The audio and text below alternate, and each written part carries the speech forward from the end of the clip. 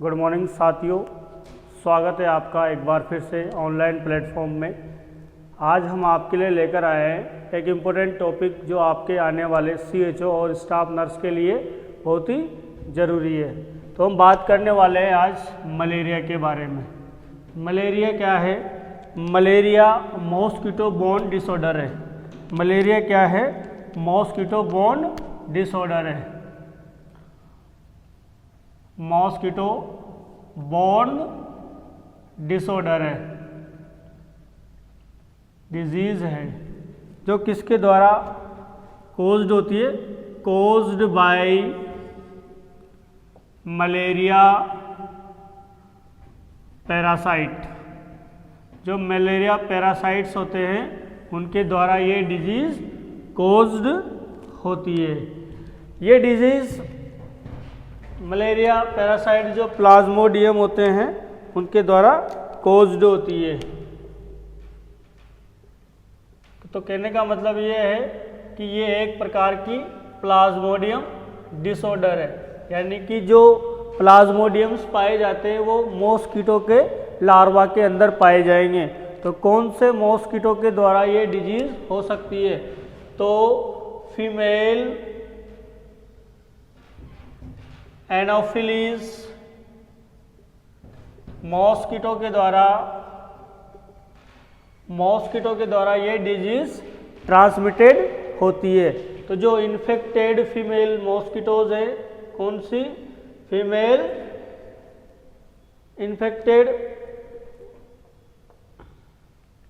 Infected female anopheles जो mosquitoes है उसके द्वारा ये डिजीज अदर लोगों में फैलती है। 4 एजेंट हैं जिनको हम डिटेक्ट कर सकते हैं। कौन कौन से एजेंट्स होते हैं जिनको हम मलेरिया में डिटेक्ट करते हैं? 4 एजेंट हैं जिनको हम डिटेक्ट कर सकते हैं। तो पहला है प्लाज्मोडियम वाइवेक्स। दूसरा है प्लाज्मोडियम फाल्सिफेरम। तीसरा है प्लाज्मोडियम मेलेराई और चौथा है प्लाज्मोडियम ओवेलाई। तो 4 प्लाज्मोडियम या 4 एजेंट होते हैं फीमेल एनोफिलीज मॉस्किटो के बाइट करने के बाद। उनको हम एक टेस्ट होता है एमपी बाई कार्ड या मलेरिया पैरासाइट कार्ड के द्वारा हम उसको करते हैं। अगर एमपी टेस्ट किसी व्यक्ति का करते हैं तो इनमें से हमें कोई ना कोई प्लाज्मोडियम डिटेक्ट जरूर होता है। अगर प्लाज्मोडियम अगर इनमें से कोई ना कोई डिटेक्ट हो रहा है तो इसका मतलब क्या है? उस व्यक्ति को मलेरिया है। कौन कौन से प्लाज्मोडियम पाए जा सकते हैं? तो बात करें हम वाइवेक्स और पाल्सिफेरम की, तो ये प्लाज्मोडियम इंडिया के अंदर पाए गए हैं, रिपीटेडली डिटेक्ट किए गए हैं ये दोनों, लेकिन ये दोनों आज दिन तक इंडिया के अंदर डिटेक्ट नहीं किए गए हैं। तो इंडिया के अंदर पाए जाने वाले जो प्लाज्मोडियम वो है वाइवेक्स और पाल्सिफेरम, लेकिन कौन से नहीं पाए जाते हैं? तो मलेरिया और ओवेलाई नहीं पाया जाता है। सबसे ज़्यादा मोस्ट कॉमन जो डिटेक्ट होता है,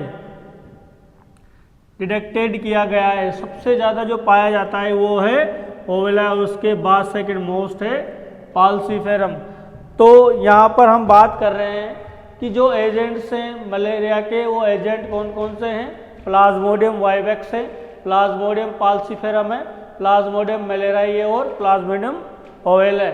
यानी कि इंडिया के अंदर ये दोनों सबसे ज़्यादा पाए जाते हैं और इन दोनों में से भी मोस्ट कॉमन जो सबसे ज़्यादा पाया गया है, रिपीटेडली डिटेक्ट किया गया है, वो है वाइवेक्स। लेकिन इंडिया के अंदर कौन से नहीं पाए गए? मलेरिया और ओवेलाई नहीं पाए जाते हैं। आगे हम बात करें life cycle of malaria. Life cycle of malaria life cycle of malaria. Malaria की 2 साइकिल होती है, 2 साइकिल होती है, या बात करें अपन मलेरिया 2 फेजेज में ट्रांसमिटेड होता है। कौन कौन सी 2 साइकिल हैं, कौन कौन सी हमें देखने को मिलेगी? एक तो है सेक्सुअल और एक है असेक्सुअल।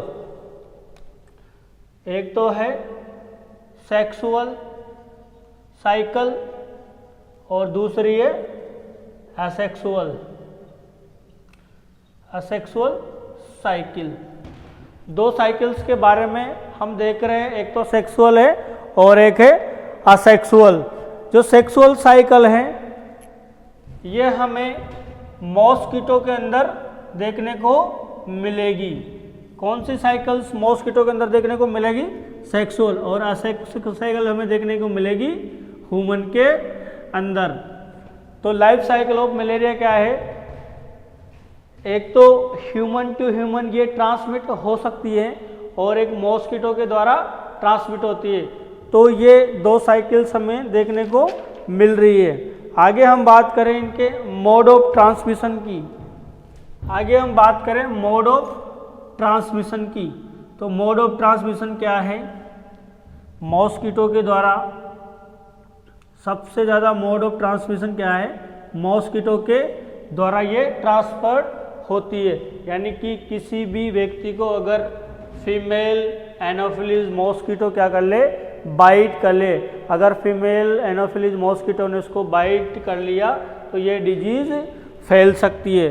वहीं हम बात करें सिंगल मॉस्किटो, जो ये फीमेल एनोफिलीज मॉस्किटो है, एक सिंगल मॉस्किटो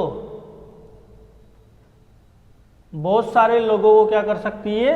इन्फेक्टेड कर सकता है। यानी कि बहुत सारे लोगों को ये क्या कर सकता है? इन्फेक्टेड कर सकता है। यानी कि एक फीमेल एनोफिलीज मॉस्किटो बहुत सारे लोगों को पूरे लाइफ साइकिल में, इसकी जो लाइफ साइकिल है उसमें बहुत सारे लोगों को क्या कर सकती है? इन्फेक्टेड कर सकती है। या फिर ये डिजीज मैन या बात करिए अपन ह्यूमन के द्वारा भी ट्रांसमिट हो सकती है। ह्यूमन के द्वारा कैसे होगी?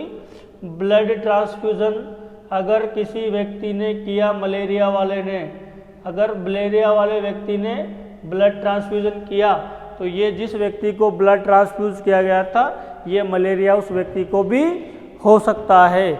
वही हम आगे बात करें इंक्यूबेशन पीरियड का। आगे हम बात करें इंक्यूबेशन पीरियड। तो इंक्यूबेशन पीरियड सभी एजेंट्स का अलग अलग होता है। वही हम पहले हम बात करें प्लाज्मोडियम वाइवेक्स, दूसरा प्लाज्मोडियम फाल्सीफेरम,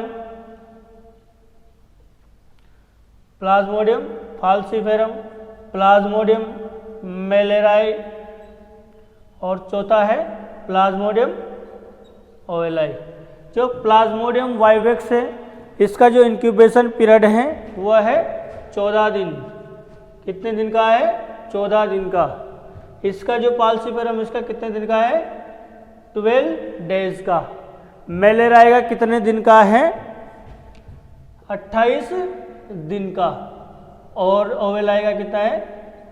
17 दिन का।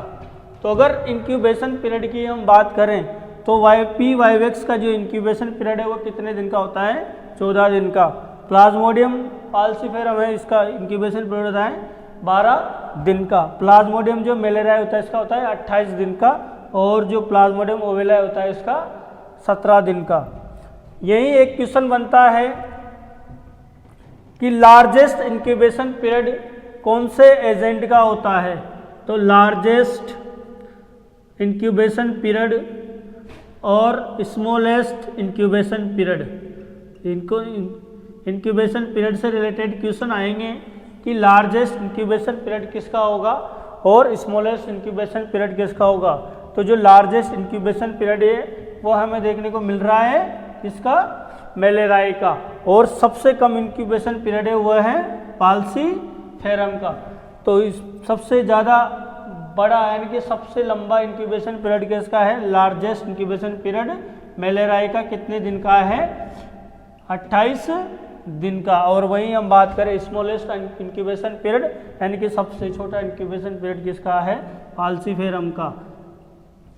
तो यहाँ तक क्लियर है। आगे चलते हैं हम इसके क्लिनिकल मैनिफेस्टेशन में।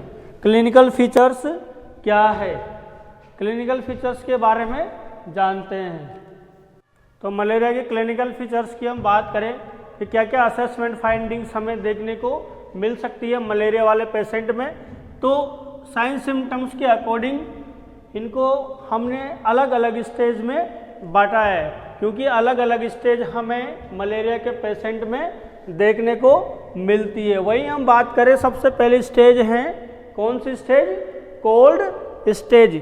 कोल्ड स्टेज हमें देखने को मिलती है शुरुआत के 15 मिनट से लेकर 1 घंटे तक, यानी कि इस जो कोल्ड स्टेज का जो समय होता है वो होता है 15 मिनट से लेकर 1 घंटे तक।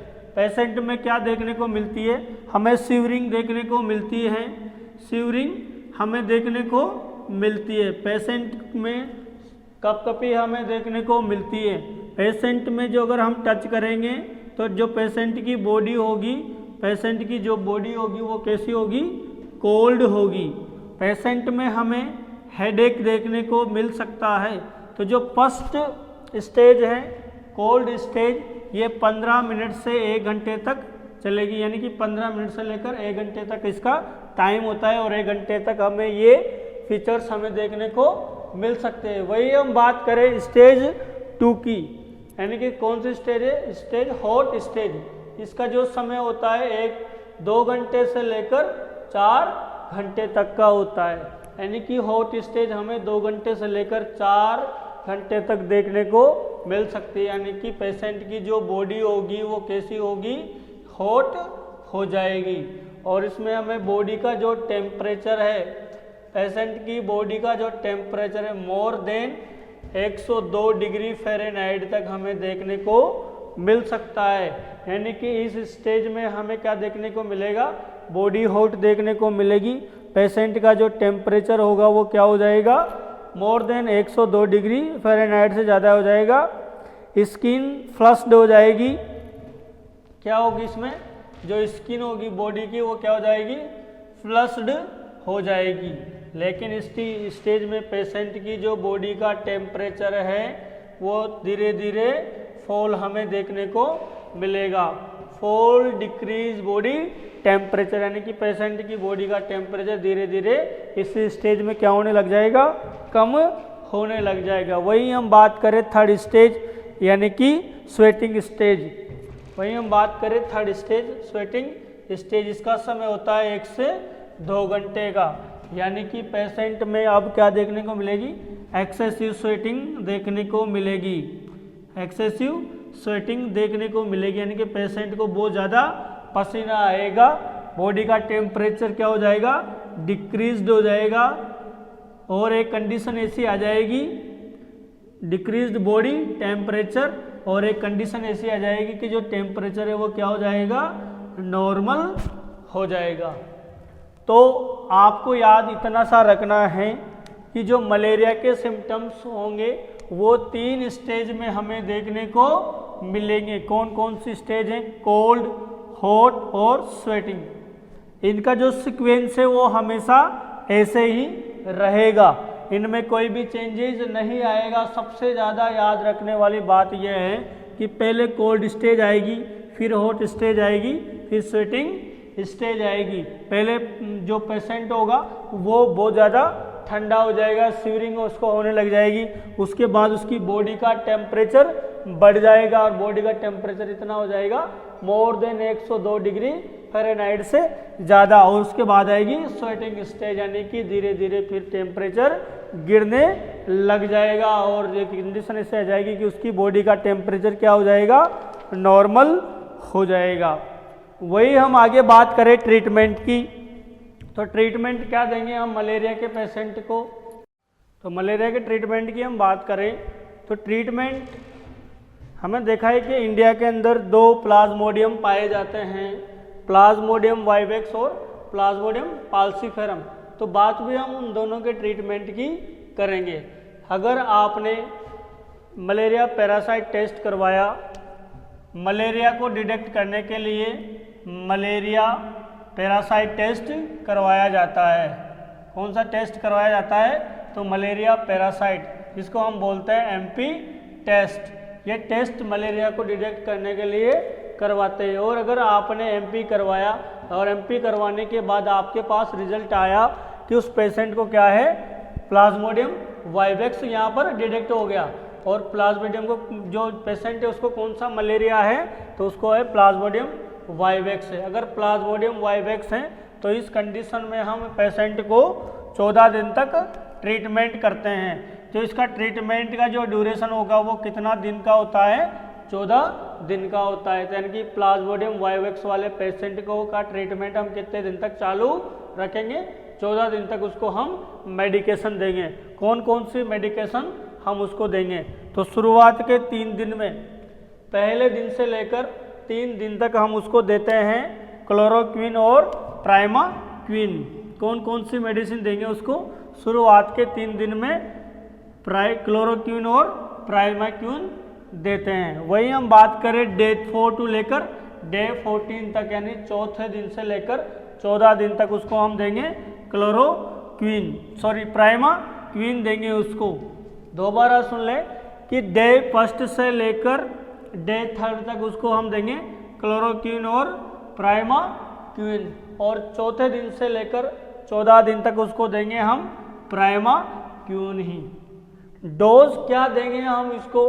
अगर किसी पेशेंट को हम क्लोरोक्विन दे रहे हैं तो फर्स्ट और सेकंड डे, ये ध्यान रखने वाली बात है कि जो क्लोरोक्विन हम दे रहे हैं उसके फर्स्ट और सेकंड डे, शुरुआत के 3 दिन तक हम देंगे। तो शुरुआत की जो 3 दिन वाली जो डोज होगी उसमें जो हम क्लोरोक्विन दे रहे हैं फर्स्ट और सेकंड डे 10 mg पर kg के हिसाब से देंगे।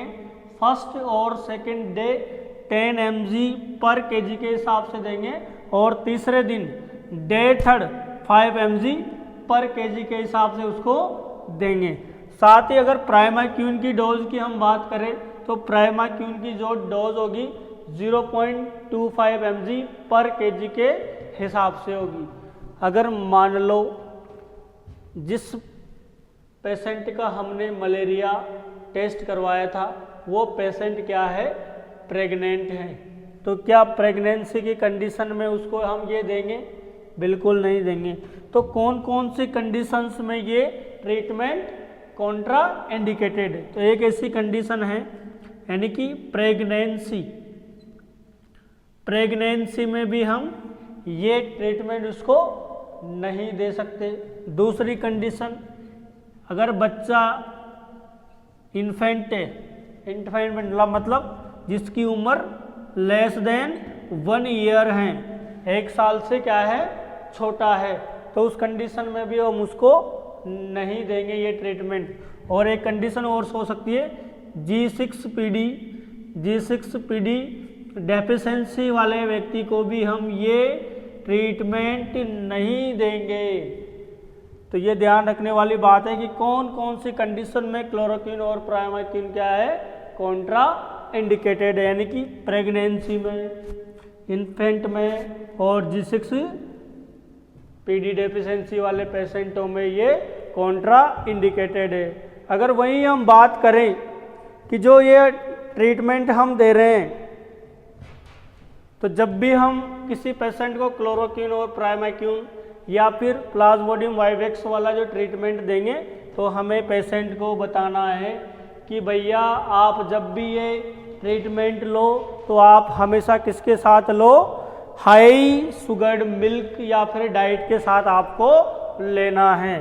तो जब भी पेशेंट को मलेरिया का ट्रीटमेंट दिया जाता है तो किसके साथ दिया जाता है, हाई शुगर्ड मिल्क या फिर डाइट के साथ दिया जाता है। यानी कि उस पेशेंट की जो मिल्क होगा, मिल्क में क्या होगा, ज़्यादा से ज़्यादा शुगर होगा, और या फिर डाइट में क्या होगी, ज़्यादा से ज़्यादा शुगर होगी। तो आपको बताना है कि जब भी आप मलेरिया प्लाज्मोडियम वाइवेक्स का ट्रीटमेंट लेंगे तो मिल्क के साथ लेंगे, और मिल्क में आपको क्या डालना है, हाई शुगर डालनी है। वही हम बात करें दूसरे प्लाज्मोडियम के लिए कौन सा ट्रीटमेंट होगा, तो प्लाज्मोडियम फाल्सिफेरम अगर किसी व्यक्ति को डिटेक्ट होता है और डिटेक्ट होता है तो उस कंडीशन में हम उसको एसिटी थेरेपी स्टार्ट करते हैं। एसिटी थेरेपी मतलब होता है आर्टिसोनेट कंबाइन थेरेपी, यानी कि लगातार 3 दिन तक उसको क्या देंगे, आर्टिसोनेट देंगे और आर्टिसोनेट के साथ साथ हम और मेडिकेशन भी उसको प्रोवाइड करेंगे। तो जो इसका ट्रीटमेंट होता है वो 3 डेज का होता है और 3 दिन तक उसको हम क्या देंगे, आर्टिसोनेट इंजेक्शन लगाएंगे। तो आर्टिसोनेट डे फर्स्ट अगर पेशेंट डे फर्स्ट हमें क्या करना है, डे फर्स्ट आर्टिसोनेट, सल्फाडोक्सामाइन और पायरिमेथोमाइन देना है। कौन कौन सी देनी है, आर्टिसोनेट देना है, सल्फाडोक्सिम देनी है और साथ में पायरिमेथामाइन हमें देना है। ये 3 मेडिसिन हम शुरुआत के फर्स्ट दिन देंगे, आर्टिसोनेट, सल्फाडोक्सिम और पायरिमेथामाइन हम उसको देंगे। आर्टिसोनेट 4 mg पर kg के हिसाब से देंगे, सल्फाडोक्सिम हम उसको देंगे 25 mg पर kg के हिसाब से और पायरिमेथामाइन उसको देंगे हम 125 mg पर kg के हिसाब से। डे 2 दूसरे दिन हम पेशेंट को फिर आर्टिसोनेट देंगे, लेकिन इस बार आर्टिसोनेट के साथ कौन सी मेडिसिन होगी, प्राइमाक्यून होगी। यानी कि आर्टिसोनेट तो देंगे ही, साथ में क्या देंगे, प्राइमाक्यून देंगे, यानी 4 mg पर kg के हिसाब से तो उसको क्या देंगे हम, आर्टिसोनेट देंगे और 0.75 mg पर kg के हिसाब से क्या देंगे उसको, प्राइमाक्यून देंगे। और डे 3 यानी कि तीसरे दिन हम उसको ओनली क्या देंगे, आर्टिसोनेट ही देंगे। यानी कि आर्टिसोनेट कितना देंगे, 4 mg पर kg के हिसाब से उसको क्या देंगे हम, आर्टिसोनेट देंगे। यही हम बात करें कि इन केस ऑफ प्रेगनेंसी, अगर मान लो प्रेगनेंसी वाली कंडीशन है, प्रेगनेंसी वाली कंडीशन है और फर्स्ट ट्राइमेस्टर चल रहा है। कौन सा ट्राइमेस्टर चल रहा है, फर्स्ट ट्राइमेस्टर चल रहा है। फर्स्ट ट्राइमेस्टर का समय होता है 0 to 12 वीक्स होता है, यानी कि फर्स्ट ट्राइमेस्टर चल रहा है उस महिला को, तो कौन सी मेडिसिन हम उसको देंगे, तो यहाँ पर हम देंगे drugs of choice for pregnancy malaria. यानी कि मलेरिया में क्या हो गया है, प्रेगनेंसी में मलेरिया हो गया है और प्रेगनेंसी में मलेरिया हो गया है तो उस कंडीशन में उसको देंगे क्यूनिन देते हैं, क्यूनिन देंगे और कितनी देंगे उसको, 10 mg पर kg के हिसाब से देते हैं और कितने दिन तक देंगे, 10 mg पर kg के हिसाब से देंगे और 7 डे तक उसको क्या देंगे हम, क्यूनिन की मेडिसिन देंगे। तो इन केस ऑफ प्रेगनेंसी में अगर मलेरिया हो जाता है तो उस कंडीशन में drugs of choice for pregnant woman for malaria disorder given for quinine 10 mg पर kg विद इन 7 डेज। तो 7 दिन तक हम उसको क्या देंगे, क्यूनिन की मेडिसिन देंगे ड्यूरिंग प्रेगनेंसी अगर मलेरिया हो जाता है। वही हम आगे इसकी बात करें मलेरिया के, तो मलेरिया का जो प्रोग्राम था वो कब स्टार्ट हुआ था, मलेरिया का जो प्रोग्राम था वो कब स्टार्ट हुआ था,